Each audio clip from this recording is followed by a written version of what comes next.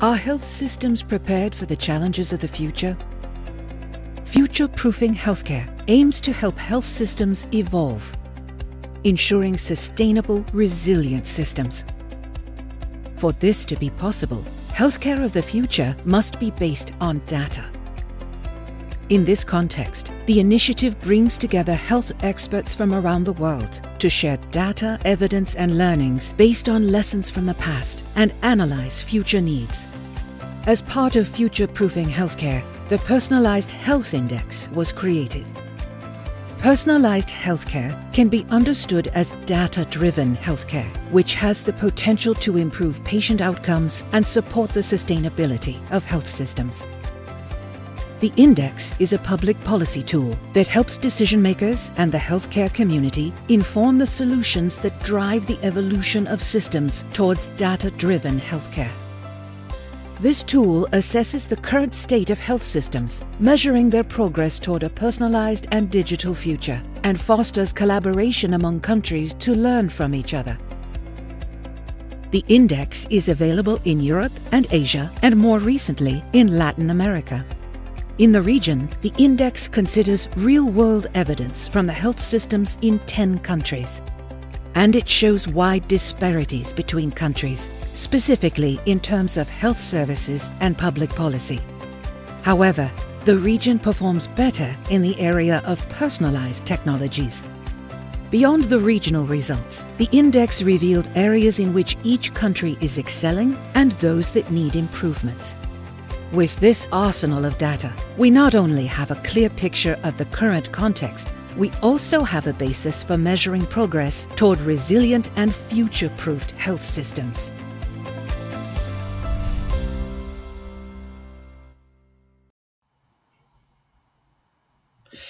¿Qué tal? ¿Cómo están? Muy buenos días desde la Ciudad de México, muy buenas tardes en caso de que ya nos escuchen y nos vean también desde algún otro uso horario. De verdad, me da muchísimo gusto darles la bienvenida a este panel, el panel que se llama Medicina Personalizada en América Latina. ¿Qué tan listos están nuestros países para darle vida? Me presento primero, yo soy Gabriela Barkentin, soy académica, soy comunicadora mexicana y los estaré acompañando durante la próxima hora junto con invitados de lujo, Tenemos invitados de primerísimo nivel y vamos a estar hablando sobre los hallazgos del índice de Future Proofing Healthcare y la importancia que tiene implementar la medicina personalizada o la medicina basada en datos en nuestra región. Van a ver qué interesante está de verdad aquello de lo que vamos a hablar esta mañana. Insisto, yo los saludo aquí desde la Ciudad de México. Todavía seguimos pues en estos tiempos de nuevas normalidades. Estoy desde mi casa, así que literal les doy la bienvenida a mi casa aquí en la Ciudad de México. El índice, este índice Future Proofing Healthcare, pues como hemos apreciado, ofrece varias perspectivas regionales y locales muy interesantes con algunos hallazgos que permítame destacar algunos ejemplos de estos hallazgos. Uno, que la región de América Latina, ¿no?, por ejemplo, promedia puntajes bastante altos, hay que decirlo, en tecnologías personalizadas y quienes sobresalen son sobre todo Chile y Argentina. Dato interesante. Otro dato interesante, de todas las medidas que se calculan en este índice, los países de América Latina, de Latinoamérica, obtuvieron mejores resultados en cuanto al acceso de las pequeñas y de las medianas empresas al financiamiento proveniente del sector financiero, que también es sin lugar a dudas un tema fundamental. O bien, que los puntajes en la región fueron los más bajos en cuanto a los servicios de salud, con la mayoría de los países detrás de México y Chile, cosa que, bueno, pues tampoco es algo como para echar las campanas al vuelo, pero sí, por supuesto, para revisar qué se puede hacer en esta materia. Así que, bueno, por ahí va a ir hoy, esta mañana, nuestra conversación. Reitero, va a ser una conversación en donde además los vamos a implicar a ustedes también, los que nos están viendo y escuchando. En un rato más les voy a decir cómo los vamos a implicar. Pero antes de seguir profundizando en las particularidades de este índice, quiero invitar a Rolf Hönger, él es LATAM Area Head de Roche, a que nos comparta un mensaje en torno a la personalización de los sistemas de salud en Latinoamérica. Querido Rolf, bienvenido, tienes la palabra, en verdad, y estamos muy, muy interesados en escucharte. Adelante. Muchas gracias, Gabriela, y muchas gracias a toda la audiencia. Aquí saludos también de mi casa en Sao Paulo. Y sí, es un gran honor de poder abrir ese evento y ese lanzamiento. ¿Y por qué? Porque yo siento que casi nunca hemos visto que la importancia de un sistema de salud robusta para nuestras sociedades, como en esos tiempos de la pandemia, ¿no? Nuestros sistemas de salud en América Latina han sido bajo enorme presión. Tenemos la carga de las enfermedades, tenemos las deficiencias de la infraestructura, tenemos los problemas para gastar bien los recursos que ya son escasos. Y nosotros queremos imaginarnos que podemos aprender de estas lecciones y construir un futuro diferente. Pensamos que hay que invertir de manera sostenible en soluciones de mayor impacto, respondiendo a los desafíos de hoy y también de mañana. Creo que los países de América Latina ya están con la doble carga de enfermedades transmisibles e infecciosas. El perfil demográfico está cambiando. Y creo que tenemos que responder a esos desafíos. Y eso significa que los sistemas de salud necesitan una transformación, aplicar las tecnologías, aplicar la transformación digital que está dándose.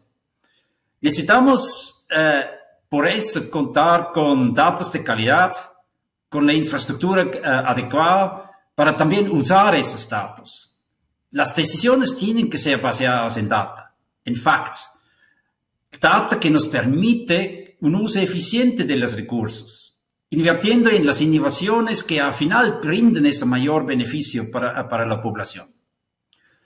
Para mí esa es la esencia de la medicina personalizada. Medicina basada, y ese salió en el video, basada en datos. Lo que queremos es que cada paciente recibe el cuidado preciso, en el momento preciso, según las características que tiene, las características personales y las de su enfermedad. Eso es medicina personalizada. Yo creo que la ciencia nos ha permitido de acercarnos cada vez más a la medicina personalizada. Hoy entendemos mucho mejor las enfermedades. Tenemos mejores herramientas para diagnosticarlos, para tratarlos, y eso incrementa la eficacia, la efectividad.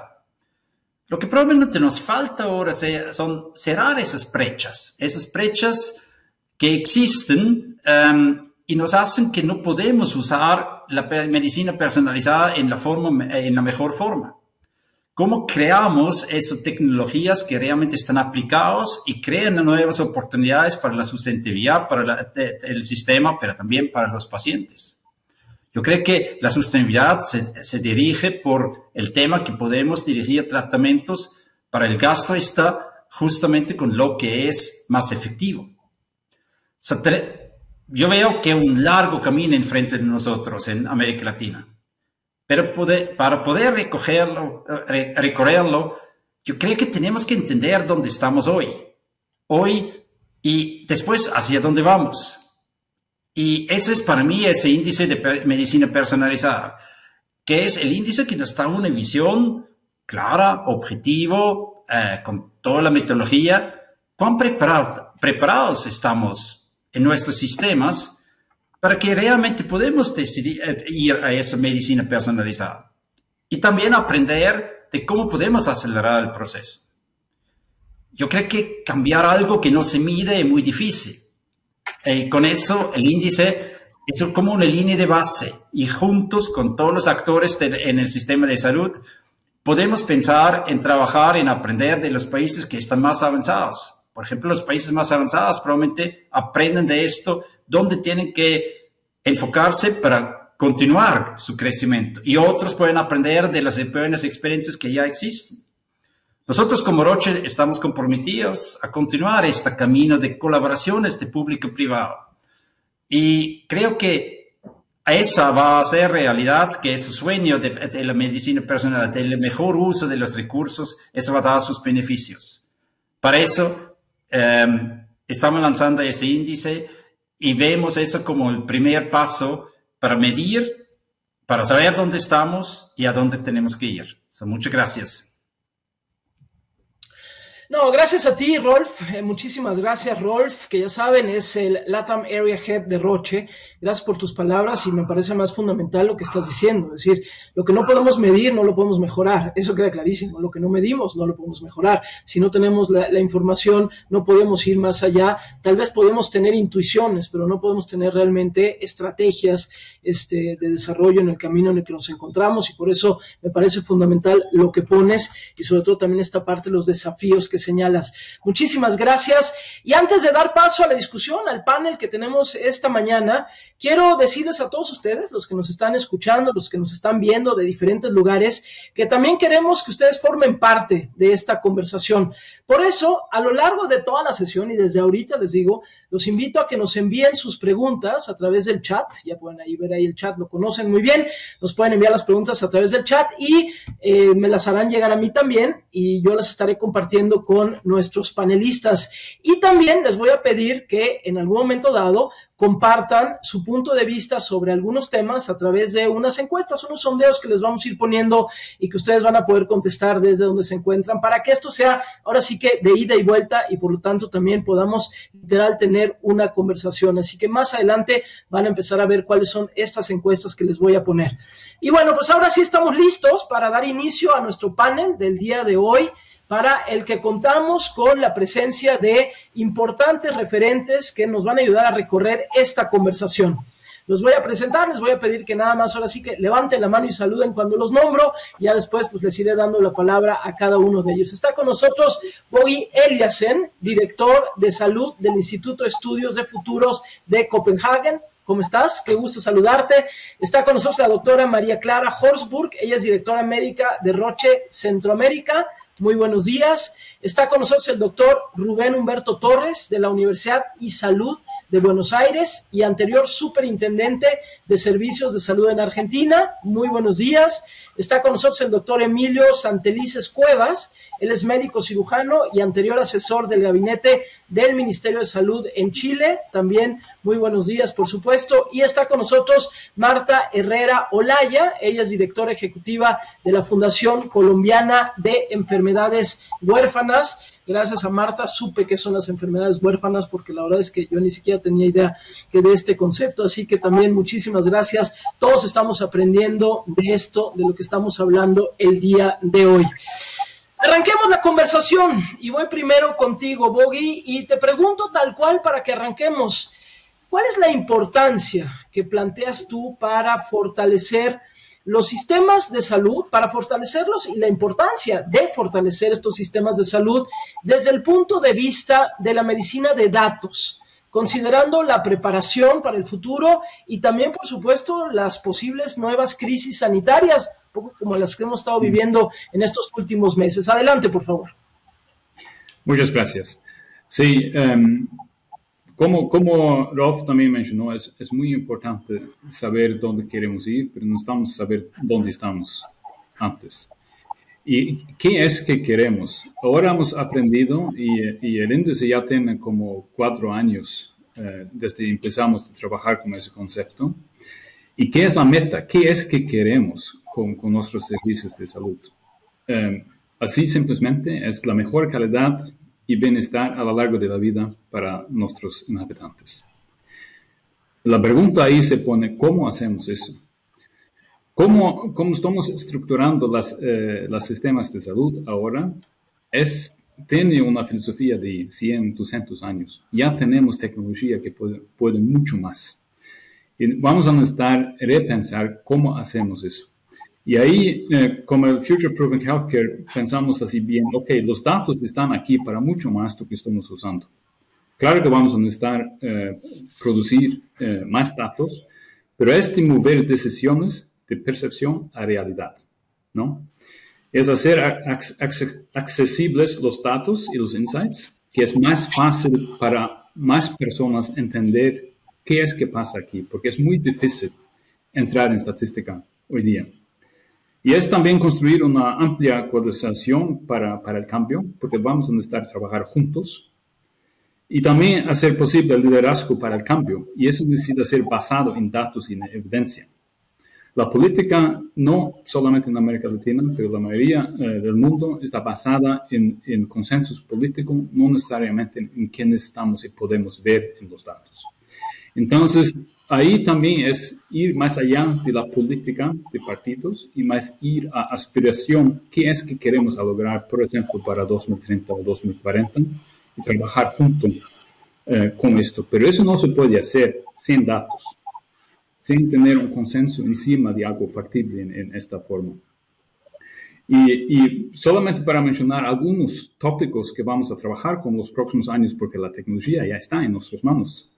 Prevención y detección temprana con datos, genómica que viene con rapidez en tecnología y inteligencia artificial, intercambio de datos y la gobernanza de esto, empoderamiento de las personas y el paciente, con las organizaciones de pacientes, claro, también, atención personalizada, que va a estar ahí, y conectando datos de salud a través de jurisdicciones, porque no vamos a poder solamente trabajar en un país. Eso que necesitamos hacer para ir a trabajar con salud personalizada y salud pública junto, se necesita que se trabaje entre países.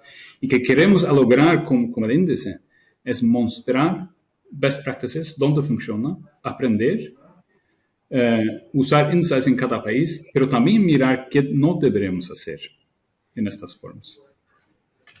Gracias. No, gracias a ti. Me parece importante esto que dices, ¿no? Esta parte final incluso decir, bueno, lo que hay que hacer, pero también lo que no hay que hacer, ¿no? Y también los retos que significa en términos de profesionalizar, cuando hablamos también de lo que significa el procesamiento, el entendimiento, la inteligencia de datos. Así que muchísimas gracias, Bogi, por estos primeros minutos. Y voy ahora con el doctor Torres. Y tengo dos preguntas. Voy a arrancar literal con la primera. Y la primera me gustaría, doctor, que nos dijeras cuál es el valor que una herramienta del tipo del índice de medicina personalizada de Future Proofing tiene para informar la toma de decisiones desde un punto de vista de salud pública, que me parece muy importante, ¿no? Estamos diciendo, a ver, todo esto es porque necesitamos tomar mejores decisiones. Bueno, ¿cómo se integra esta ecuación, doctor? Adelante, por favor. Sí, es muy claro, Gabriela. A ver, vamos a hacer una similitud para que todos lo puedan entender claramente. La relación entre el médico y el paciente en el proceso del diagnóstico, de la decisión del tratamiento y del seguimiento de ese tratamiento requiere de un profundo conocimiento de la situación del paciente por el médico. Y esto requiere que se recaben datos, esos datos se analicen y se transformen en acciones terapéuticas. Traslademos esto a la salud pública. Nosotros hablamos, y todos estamos concordes actualmente, en el uso de la medicina basada en evidencia, de las herramientas que aporten valor a los tratamientos. Ahora, esto no se ha trasladado de la misma manera a la política sanitaria, en la cual yo diría, además de medicina basada en evidencia, debiéramos hacer política sanitaria basada en evidencia. Y la política sanitaria basada en evidencia se nutre fundamentalmente de datos que permita tomar determinaciones en un campo tan complejo como es el que tiene como objetivos mejorar las condiciones de salud de la población, asegurar su acceso equitativo en términos de calidad y de tiempo a los servicios y proteger financieramente a cada uno de los ciudadanos ante los embates de la enfermedad. Para hacer una tarea realmente tan compleja como esta que exige la salud pública, resulta absolutamente imposible, Gabriela, realizarla sin tener datos y hacer los pasos que Bogi describió en forma absolutamente clara, para tomar medidas de prevención y de promoción de la salud, para tomar medidas de rectoría, es decir, de cuáles son las medidas prioritarias que se deben tomar en salud pública. Esto es una exigencia, diría, ineludible para cualquiera de los sistemas de salud. Claro.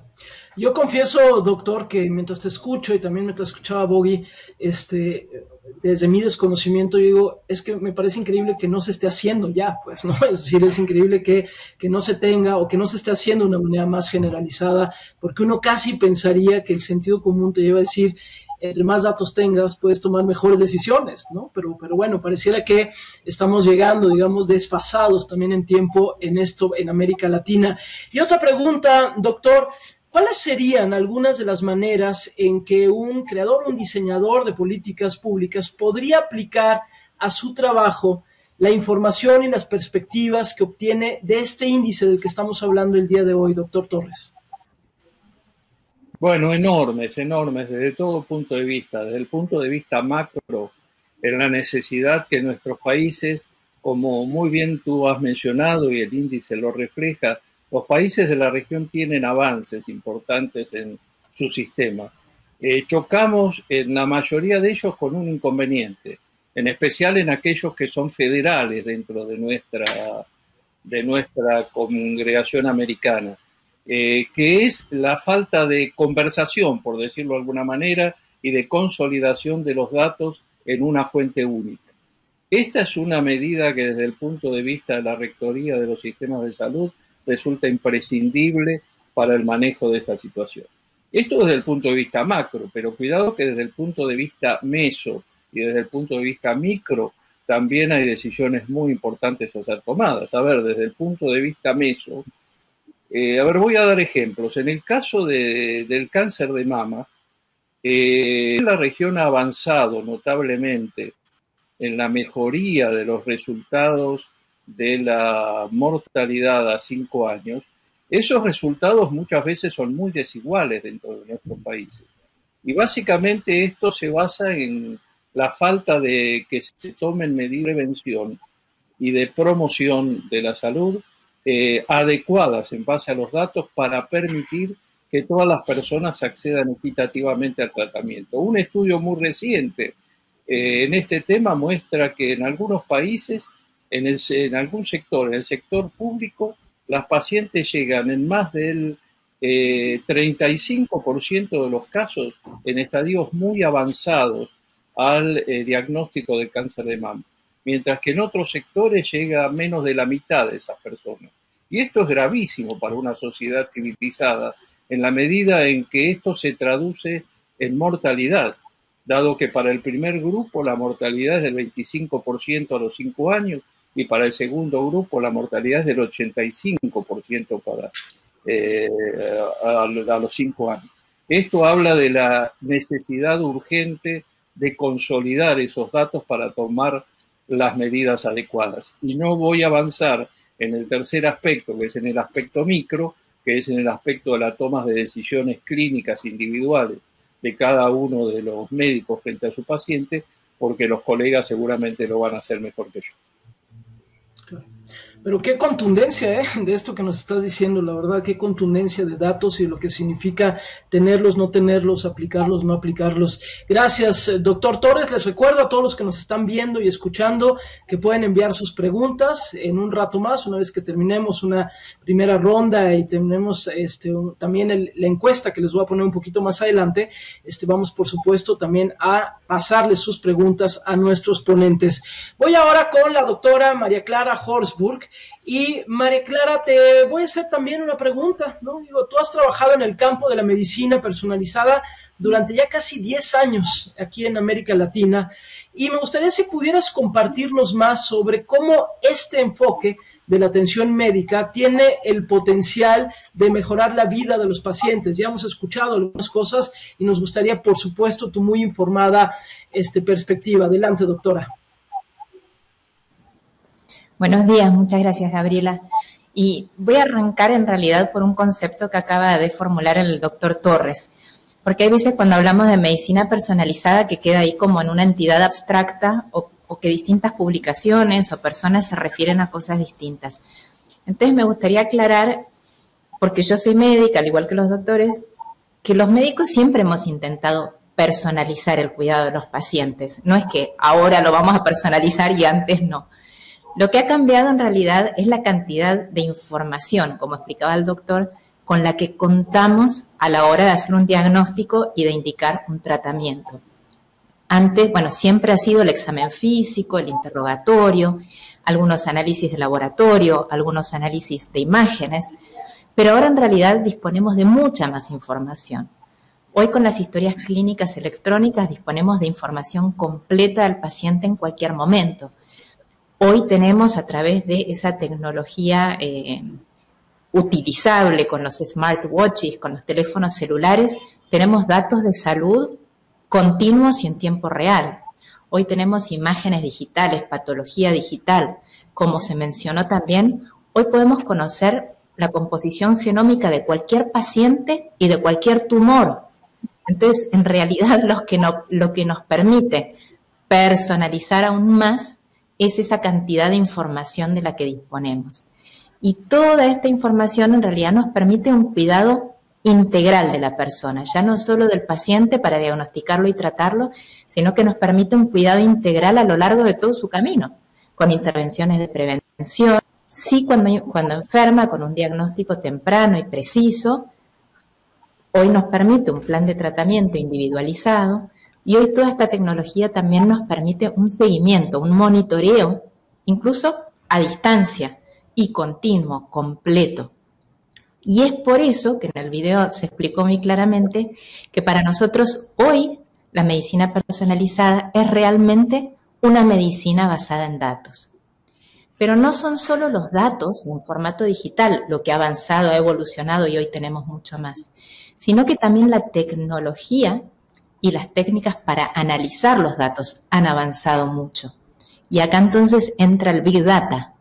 Hoy con esta tecnología podemos recolectar ya no la data de un paciente, sino de miles y de millones de pacientes.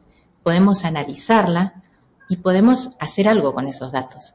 Podemos establecer patrones, podemos encontrar o predecir comportamientos.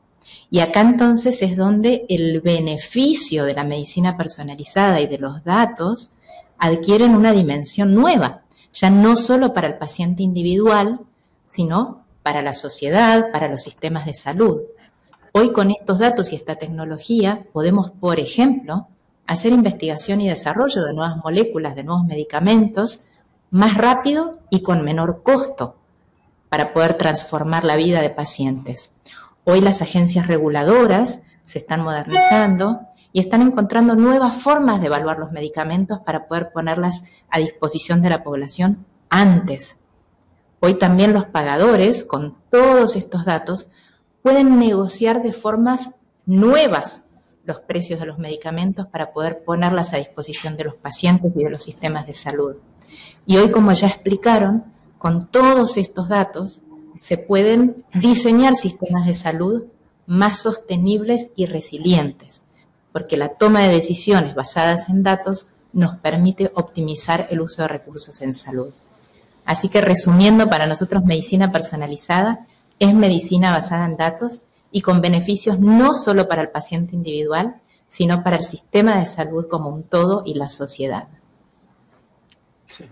Gracias, doctora. Y es que además queda, creo que bastante claro que es, digamos, ir de la información al paciente, del paciente individual a la colectividad. Y a mí eso es lo que me parece fascinante, este proceso, ¿no? Es decir, evidentemente tienes información, tienes la información, pero esa información no se queda solo en el individuo o no queda solamente en la atención del individuo, sino permite luego regresar de alguna manera a una lectura colectiva de la problemática, ¿no? Y eso me parece fascinante. Gracias, doctora. Y bueno, pues vamos ahora con la primera pregunta de nuestras encuestas. Ustedes ahorita la van a ver y la idea es que ustedes puedan responder a través de sus pantallas y podamos, pues, en ese sentido también tener, por supuesto, su input en todo esto de lo que estamos platicando. Así que les pido que por favor seleccionen la respuesta que les parezca correcta. Y ahí va nuestra pregunta. Nuestra pregunta es: si ustedes tuvieran que elegir entre las barreras políticas que obstaculizan el desarrollo de sistemas de salud personalizados basados en datos, todo esto de lo que hemos estado hablando, ¿cuál de las siguientes elegiría? A, falta de infraestructura en los países. B, falta de influencia de los ministros de salud, ministros o secretarios de salud. C, salud vista como costo versus inversión. D, desafíos gubernamentales. Así que los invito a que en este momento, por favor, participen todos ustedes para que nosotros podamos aquí tomar en cuenta lo que nos están diciendo, porque al final de lo que se trata también es de tener cuál es la visión de todos los que nos están escuchando y los que nos están viendo en este momento. Así que anímense, aquí estoy viendo ahora sí que como si fuera marcador, tengo aquí el tablero de las respuestas, así que anímense, que los noto todavía un poquito tímidos, pero nos importa mucho saber, por supuesto, aquello de lo que estamos hablando y lo que a ustedes les parece que es lo más importante. Así que échenme los datos para que puedan ustedes participar. Les recuerdo, si tuvieran que elegir entre las barreras políticas que obstaculizan el desarrollo de sistemas de salud personalizados basados en datos, ¿cuáles de los siguientes elegiría? A, falta de infraestructura en los países. B, falta de influencia de los ministros o de los secretarios o las ministras secretarias de salud. C, la salud vista como costo versus inversión. D, desafíos gubernamentales. Aquí ya veo, se empieza a decantar ya un poquito la respuesta principal, pero todavía le vamos a dar ahí unos segundillos para que se animen. Venga. Y hay mucha gente participando, tenemos en verdad, además, y eso me da mucho gusto, tenemos una audiencia muy amplia, y pues literal, les puedo ir adelantando que gana por muchísimo en este momento la respuesta C, la salud vista como costo versus inversión. Esa es la que quienes hoy nos están escuchando y nos están viendo consideran que es la barrera política más importante que obstaculiza el desarrollo de sistemas de salud personalizados basados en datos. En primer lugar, como les digo, está ganando salud vista como costo versus inversión. Después está la falta de infraestructura en los países, esa la están considerando en un segundo momento. En un tercero, desafíos gubernamentales. Y hasta abajo, hasta el último, la falta de influencia de ministros, ministras, secretarios, secretarias de salud. Así que también para nuestros panelistas, para que la tomemos en cuenta, gana por mucho esta como la barrera política más importante, la salud vista como costo y no como inversión. Vaya tema, por supuesto, y vaya dato. Pero bueno, sigamos y tengamos en cuenta esto que nos acaba de decir nuestra audiencia, por supuesto, también para sus intervenciones. Voy ahora contigo, Marta Herrera, y a mí lo que me gustaría, Marta, que nos compartieras un poco desde tu experiencia trabajando con diferentes actores del sistema de salud en Colombia, ¿cuáles son los mayores desafíos y también los beneficios potenciales de colaborar con entidades gubernamentales? ¿Cómo podría el diseño, el desarrollo, la construcción de leyes aumentar o incrementar el acceso a la atención médica a todos los grupos de pacientes? ¿Y qué papel desempeña la medicina personalizada en esto de lo que estamos hablando? Marta, adelante, por favor. Gracias, Gabriela. Estoy totalmente de acuerdo con la doctora María Clara, que la salud es personalizada. Cada paciente, cada persona es un mundo totalmente diferente. Creo completamente en el trabajo en equipo con los gobiernos. Además de liderar la Fundación Colombiana para Enfermedades Huérfanas, también lidero la Fundación Colombiana para Fibrosis Quística y otras enfermedades respiratorias, donde apoyamos pacientes con cáncer de pulmón, con otro tipo de enfermedades. Y hemos encontrado en el Ministerio de Salud de Colombia las puertas abiertas. Uno, para generar hace 10 años una mesa de enfermedades huérfanas donde estamos reunidos todos los actores del sistema, donde están las sociedades científicas, la academia, la industria, los entes territoriales, todos trabajando para mejorar políticas en Colombia en el tema de enfermedades huérfanas. Somos una mesa única a nivel mundial.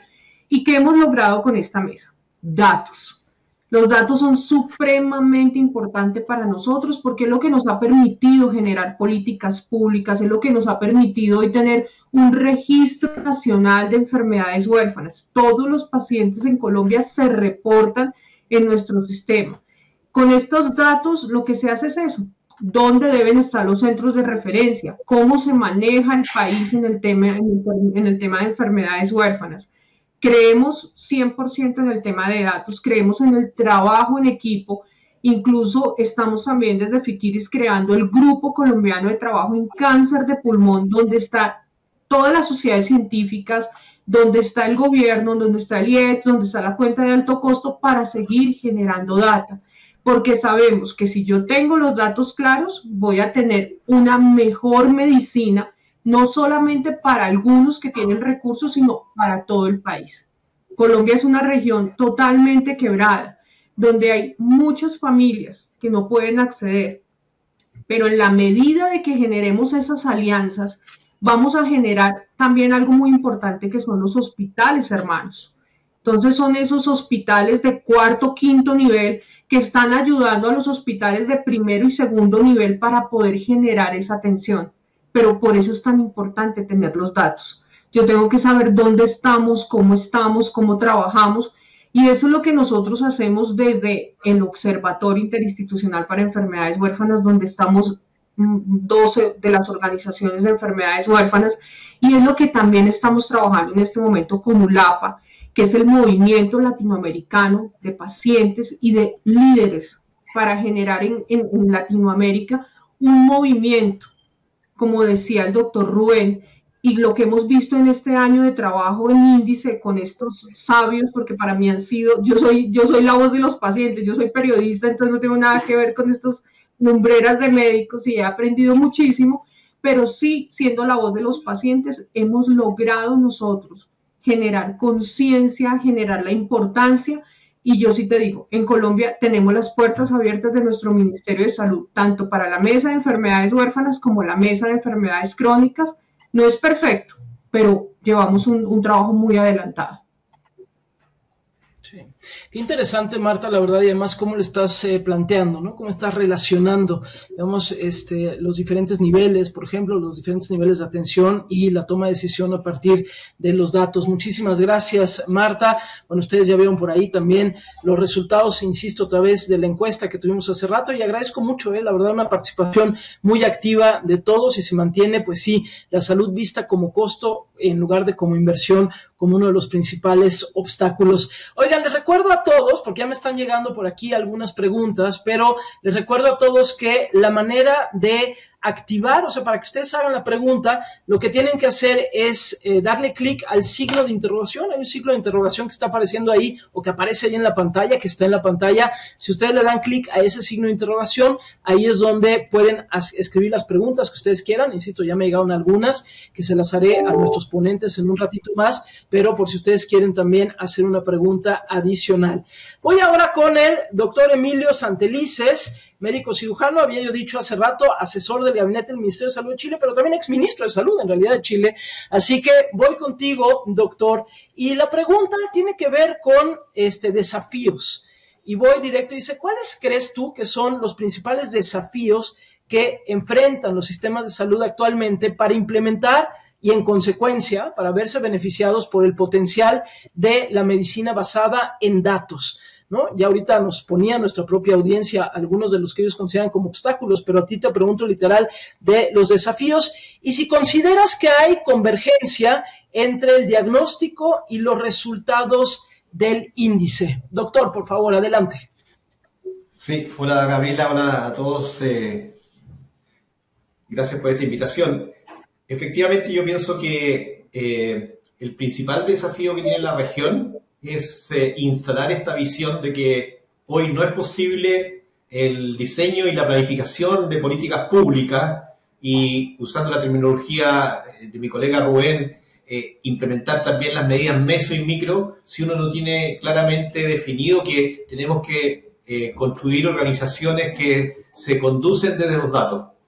Y creo que lo primero es que esa visión se empape de los líderes, porque a partir de ello va a ser posible, y comparto lo que ocurre en la encuesta, que entendamos en los países al hacer los presupuestos que salud no es gasto sino que es inversión. Y quizás el testimonio más dramático que pudimos ver y que estamos viendo es lo que ha ocurrido en la pandemia. El mundo entero se detiene porque el motor de las sociedades y del universo, que son las personas, se ve amenazado en su existencia por un virus.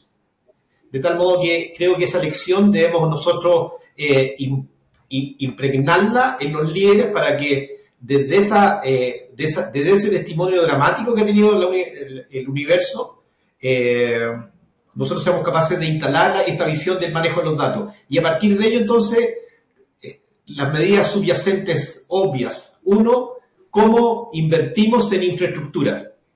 ¿Cuál es la infraestructura que los países debemos tener y cómo la hacemos converger regionalmente? Y en segundo lugar, ¿cuáles son las competencias que tienen que acompañar esta infraestructura? Creo que nuestra región adolece de una brecha importante en estas materias, e incluso en las mallas curriculares, saber posicionar adecuadamente la generación de conocimiento y el desarrollo de personas que encarnen la ciencia de datos como tal. Entonces, creo que en esos tres ejes muy simples, visión de parte de los líderes y generación de infraestructuras y generación de recursos humanos para poder enfrentar el desafío. Y un hecho muy contingente que también tenemos que recogerlo con fuerza, quizás un poco saliéndose de la línea estrictamente sanitaria y de política pública en salud, es que nuestra región hoy día enfrenta una gran amenaza que va más allá del virus, que es otro virus, el virus del populismo, de la demagogia y de la corrupción. E instala un cuarto, que es el virus de la parte oscura de las redes sociales, el fake news. Y yo veo que cuando nosotros empezamos a conversar desde los datos, estamos instalando el antídoto para que estas posverdades que se construyen a partir de los principios anteriores, negativos por cierto, los podamos neutralizar. Porque no hay cosa más dramática que lo que estamos viviendo en Latinoamérica, que es una sociedad desinformada y líderes demagogos muchas veces que construyen verdades. Y la única manera de poder rebelarse frente a esa dramática situación y amenaza que estamos viviendo es mostrar la verdad a partir de los datos para que la sociedad pueda despertar y hacerse cargo a sí misma de lo que efectivamente nosotros requerimos para poder avanzar en salud. Doctor, me parece fundamental esto último que estás diciendo y si me permites yo agregaría que hace muchísima falta desde el sistema de salud público-privado que haya mejores voceros de los que hay y se los dice alguien que trabaja en medios de comunicación como yo.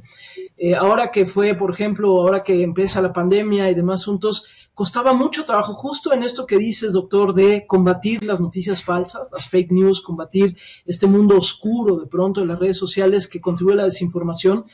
De pronto costaba mucho trabajo encontrar doctores, hombres, mujeres, que pudieran explicar las cosas de una manera sencilla, de una manera simple, para un público general, ¿no? Y entonces nosotros buscábamos como locos y entonces hablabas y decías, oigan, pero necesito a alguien que nos explique qué es un virus. Así es básico, ¿qué es un virus? ¿No? Y entonces nos ponían a los grandes especialistas, pero no se entendía nada, ¿no? Y entonces obviamente la gente que nos oye en mi programa de radio, por ejemplo, decía, pues sí, pero me quedé igual y además yo reprobé biología y yo no sé qué, entonces yo no tengo por qué entenderlo. Entonces creo que también hace mucha falta que exista la dimensión comunicativa en todo lo que es la salud pública y privada, porque si no, no se va a combatir. O sea, podemos tener las mejores bases de datos, el mejor Big Data, el mejor procesamiento de datos, pero si somos incapaces de tender puentes hacia la sociedad, entonces vamos a seguir como con esta ruptura que me parece muy importante. Entonces lo pongo ahí porque para quienes estamos en medios, créanme, y sé que eso no pasó solo en México, sino en todos los países, nos costó muchísimo trabajo ir encontrando personas calificadas, con credibilidad, que pudieran además explicar las cosas de una manera sencilla para la gente que escucha un programa de radio o ve un programa de televisión o está en medios. Entonces,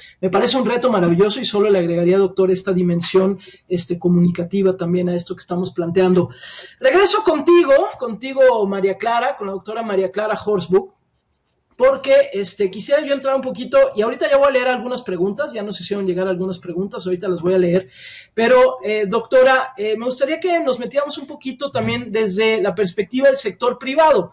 El sector privado ha mostrado su voluntad de colaborar con el fortalecimiento y con la sostenibilidad de los sistemas de salud, y lo estamos viendo, bueno, entre otras cosas, por este foro al que nos convocaron, sobre todo en el contexto de la pandemia. Pero, ¿en qué dimensiones o iniciativas podría hacerlo realmente? ¿Podrías ofrecernos, María Clara, algún ejemplo? ¿Por qué deberían considerarse las colaboraciones multisectoriales como una buena práctica para el fortalecimiento de los sistemas de salud? Adelante, doctora, por favor. Gracias, Gabriela. Y creo que esto tiene que ver con las intervenciones que se han venido dando hasta ahora, tanto de Marta como del doctor Rubén Torres, del doctor Santelices, de Bogi. El reto, el desafío de la medicina personalizada es tan grande que ningún sector puede abordarlo en forma exitosa por su cuenta. Entonces, es necesario colaborar entre todos. Y el sector privado es una pieza, nos guste o no, es una pieza fundamental. El sector privado, la industria farmacéutica, ha sido motor de la innovación durante años. Ha desarrollado medicamentos que realmente han cambiado la vida de muchísimos pacientes. Entonces, el sector privado es muy importante en lo que puede aportar en esta reimaginación, nueva construcción, esta transformación de los sistemas de salud basados en datos. Para dar ejemplos puntuales, acabamos de hablar de la pandemia. En la pandemia, la industria farmacéutica en tiempo récord rápidamente desarrolló test diagnósticos, test de PCR rápidamente, desarrolló medicamentos, desarrolló vacunas. No lo logró solo, fueron necesarias la colaboración con la academia, colaboración con gobiernos. Hay gobiernos que invirtieron en estudios clínicos para poder determinar la eficacia de los medicamentos que se estaban desarrollando. La academia, hay instituciones que desarrollaron sus propios estudios clínicos para ver si las medicaciones eran eficaces. Acuerdos entre países para permitir la logística necesaria para que los medicamentos y los insumos llegaran a donde tenían que llegar. Yendo al caso puntual de Roche, Roche inició rápidamente desarrollando test diagnósticos de PCR. Con la evolución de la pandemia también desarrolló test rápidos de antígeno, pruebas de serología. En la división farmacéutica estudiamos tanto los medicamentos propios para evaluar su utilidad para combatir la pandemia, pero también nos asociamos con otras industrias farmacéuticas. Cuando tenemos un propósito común, no somos competidores, adversarios. Tenemos un propósito común que nos une. Entonces, con Regeneron estudiamos un cóctel de anticuerpos. Con Atea estamos estudiando una molécula oral para combatir el COVID. Cuando tenemos un objetivo común, todos debemos vernos como aliados. Fuera de la pandemia, puedo dar algunos ejemplos de Roche. Gabriela, vos lo acabas de decir, este foro que nos reúne hoy es producto de la colaboración con el Instituto para Estudios Futuros de Copenhague, y así surge el Future Proofing Healthcare. Intervenimos también en una iniciativa muy grande y muy importante con la Unión Internacional contra el Cáncer, que se llama City Cancer Challenge.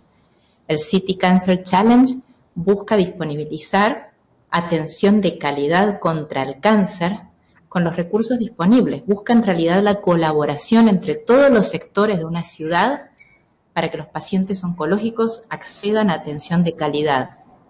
Y hay otros ejemplos también. En Chile, que el doctor Santelices está acá y nos acompaña, apoyamos a una fundación que se llama We Care You, que permite el monitoreo o el seguimiento a distancia a los pacientes oncológicos, algo que ha demostrado ser tan importante en esta pandemia.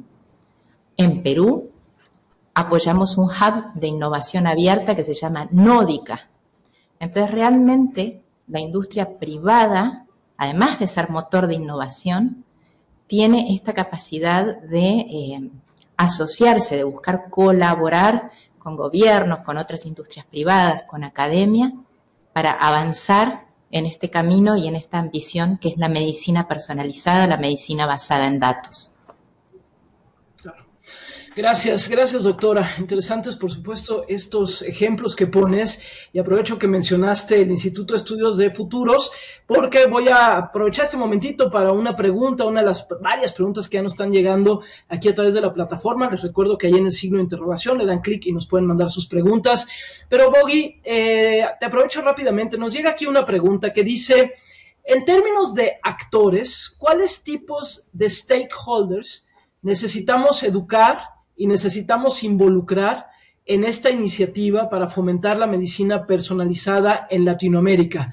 Ya nos ponía la doctora María Clara un poco como algunos ejemplos, ¿no? Pero me parece interesante esta pregunta que nos hace llegar el auditorio. En términos de actores, ¿cuáles tipos de stakeholders necesitamos educar e involucrar en esta iniciativa para fomentar la medicina personalizada en Latinoamérica?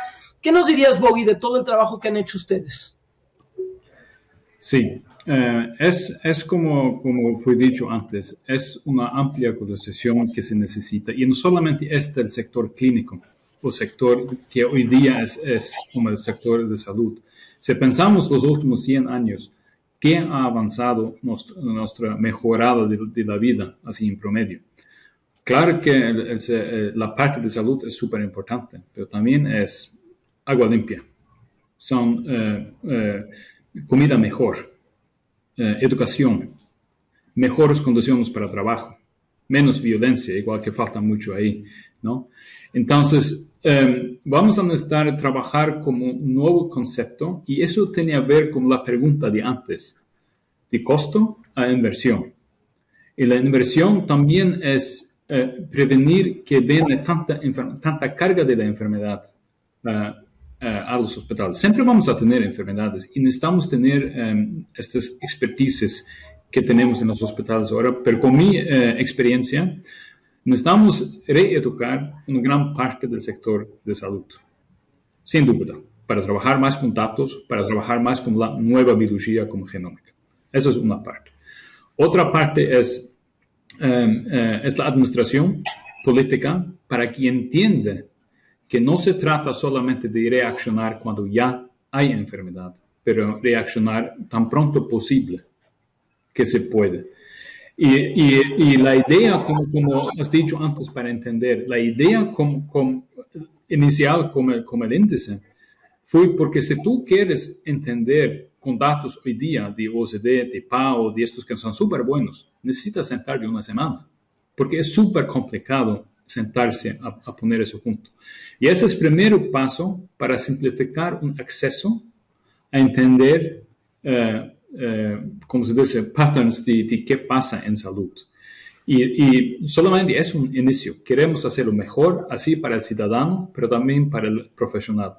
Pero sí, vamos a necesitar trabajar con la población, con las organizaciones de pacientes, con los profesionales, pero también con industrias cualquiera que también necesitan retomar su responsabilidad de ciudadanos y no solamente dejar todo para el sector público. Claro. Qué importante el escenario que nos planteas. Gracias Bogi, y gracias a la gente que nos estuvo acercando preguntas. Todavía nos pueden echar, por supuesto, algunas preguntas. Voy contigo de regreso, doctor Emilio, porque Chile es un caso de éxito para nuestra región, hay que decirlo. ¿Qué papel crees que continuará desempeñando la cooperación y la coordinación ahora también entre países, sectores, partes interesadas? ¿Qué esperas que esto signifique para la medicina personalizada? Bueno, creo que la colaboración público-privada, y doy otros ejemplos adicionales a los que señalaba María Clara, ha sido extraordinariamente virtuosa en esta pandemia, y nuevamente este hecho nos marca. En el caso de Chile, por ejemplo, nuestras capacidades en materias como el uso de PCR, de una capacidad país que teníamos de 900 PCR al día, en semanas las llevamos a 80.000. Y eso fue porque hubo una colaboración entre los públicos, los privados, las universidades y todos los actores siguiendo esa mirada que plantea María Clara, y la comparto plenamente, de cuando el objetivo superior nos convoca, solo queda sumarse. Lo mismo ocurrió con las camas críticas. En el caso nuestro, de las capacidades país de 1.000 camas críticas pasamos a 4.000. Y eso logró que, con orgullo, sano orgullo, pudiéramos decir que en Chile no tuvimos el dilema de la última cama. Y así también se hicieron desarrollos para tener ventiladores mecánicos. Sabemos lo dramático que se vio en algunos momentos en estos países alejados y las lecciones que tenemos que sacar de aquello. y se generaron y se construyeron aquí ventiladores que afortunadamente no tuvieron necesidad de utilizarse de manera muy masiva, pero estaban ahí ya como un respaldo. Es decir, creo que ese concepto de colaboración público-privada tiene que a nosotros empaparnos, y aquí vuelvo a un punto, sobre todo cuando en el discurso latinoamericano extraordinariamente y exacerbado de la ideología se desnaturaliza muchas veces la participación del privado. Y ahí, desde la misma Organización Mundial de la Salud, se ha señalado claramente que hoy día el desarrollo que el mundo requiere en salud, necesariamente, dada la envergadura de los desafíos, se debe convocar desde el mundo público y privado en un marco de colaboración. Y donde dramáticamente eso se ve, y los estudios así lo demuestran, es en la estrategia para abordar el cáncer. En el caso de Chile, primera causa de muerte.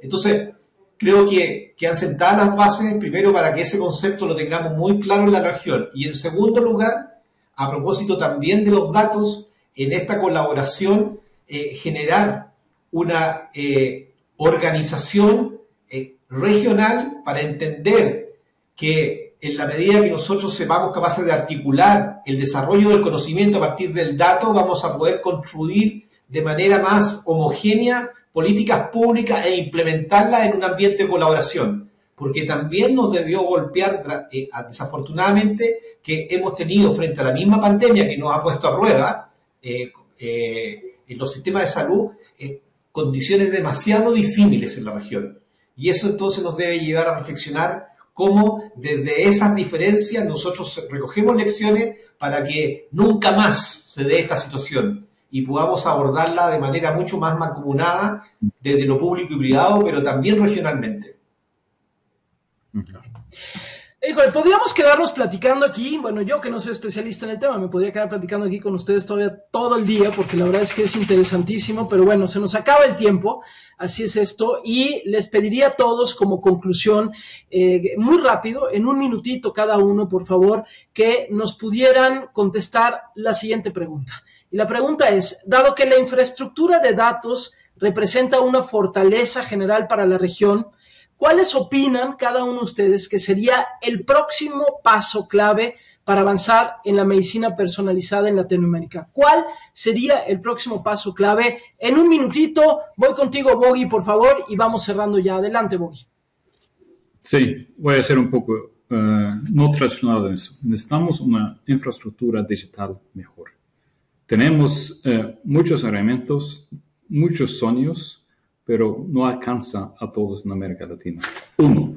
2. América Latina, 750 millones de habitantes, con español como un idioma. Se puede hacer servicios de salud digitales en un idioma.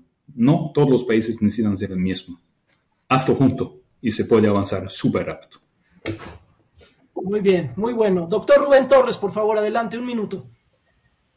Sí, en el primer punto voy a coincidir absolutamente con Bogi. América Latina tiene un desafío, pero tiene una fortaleza enorme, que es la posibilidad de desarrollo de sistemas que hablan en un solo idioma, y que esto es una fortaleza espectacular, y que además los bloques regionales debieran tomar en cuenta para poder no solo acumular datos de cada uno de nuestros países, sino datos regionales que ayuden más fuertemente a la toma de determinaciones políticas. Y la segunda, voy a coincidir con Emilio en su descripción de lo que él llamó el relato. Yo creo que políticamente hoy América Latina tiene un desafío importante cuando algunos líderes políticos plantean presuntas soluciones en base a datos que no tienen ninguna afirmación en la realidad.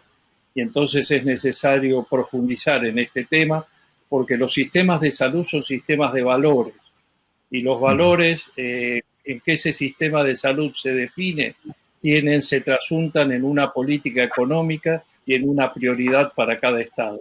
Y allí los líderes tienen un papel decisivo en este tema. Sin lugar a dudas. Gracias, doctor Torres. Voy contigo, doctora Horsburgh, también un minuto, por favor.